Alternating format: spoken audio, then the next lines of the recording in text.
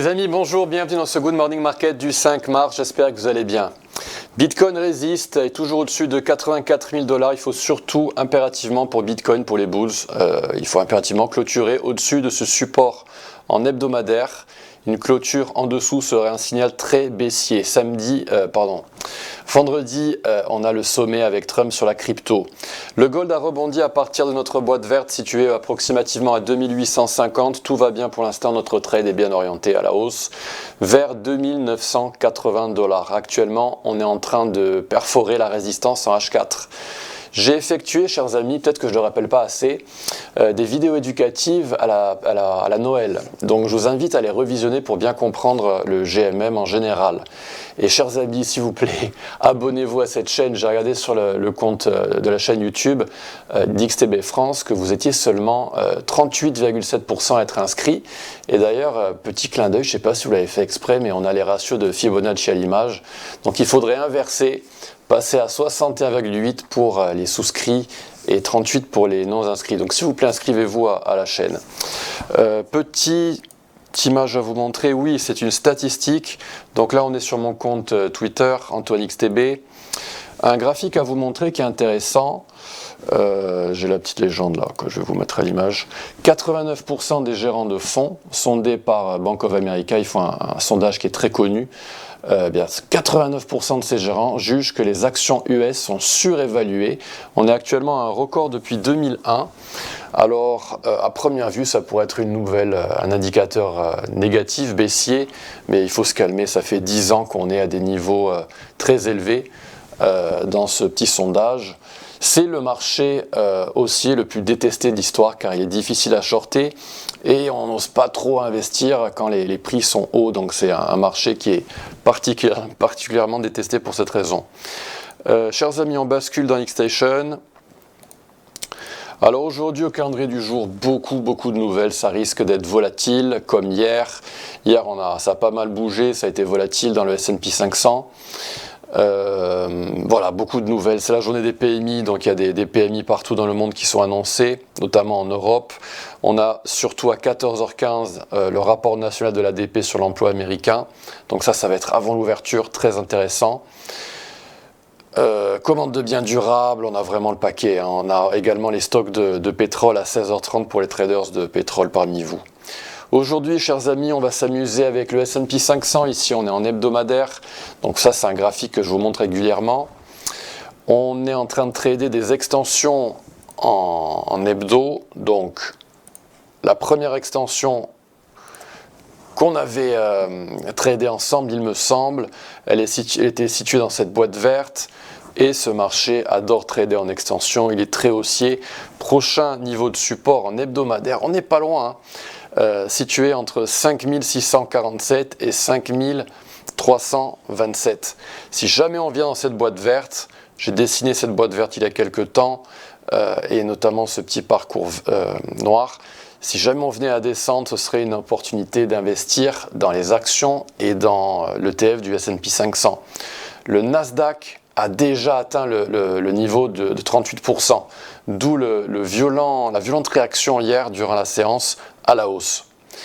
Si jamais on devait casser à la baisse et casser le niveau des 5200, eh bien on pourrait descendre jusqu'à cette boîte verte située entre 4834 et 4519. Encore une fois, je vous invite à visionner les vidéos éducatives de la Noël. En daily. Alors en daily, voilà la boîte verte, c'est la même qu'en hebdo. On est en train de descendre, on a cassé à la baisse après avoir fait ce biseau haussier. On s'y attendait également dans le GMM, on l'avait un petit peu anticipé.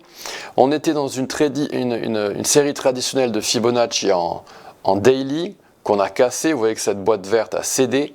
Donc je vais pouvoir enfin nettoyer mon graphique et enlever toutes ces petites boîtes vertes qu'on avait tradées ensemble.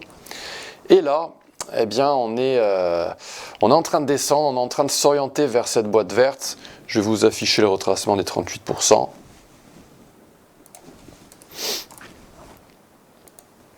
Donc on s'oriente tout doucement vers 5647. Pour y parvenir, on pourrait faire un mouvement mesuré baissier. et venir dans une zone rouge ici, située entre 5955 et 6005, avant de redescendre, cibler les 5644 qui seraient totalement alignés avec notre premier support à 38% en hebdomadaire. J'espère que vous me suivez. Si vous ne me suivez pas, n'hésitez vraiment pas à me poser des questions dans la section commentaires de cette chaîne YouTube ou sur les réseaux sociaux. Vous pouvez me trouver très facilement sous le nom d'Antoine XTB. Donc voilà, on pourrait descendre dans cette boîte verte grâce à des ventes, grâce à des shorts, grâce à ce setup en baissier dans le S&P 500 en daily. Alors en H4, c'est un petit peu particulier. On s'était quitté la dernière fois avec éventuellement un double bottom, un double creux, après un double top. Ça ne s'est pas fait. Donc je nettoie mon graphique. Attention, un double top peut avoir des conséquences dramatiques dans les actions. On verra si les conséquences sont importantes dans le S&P 500.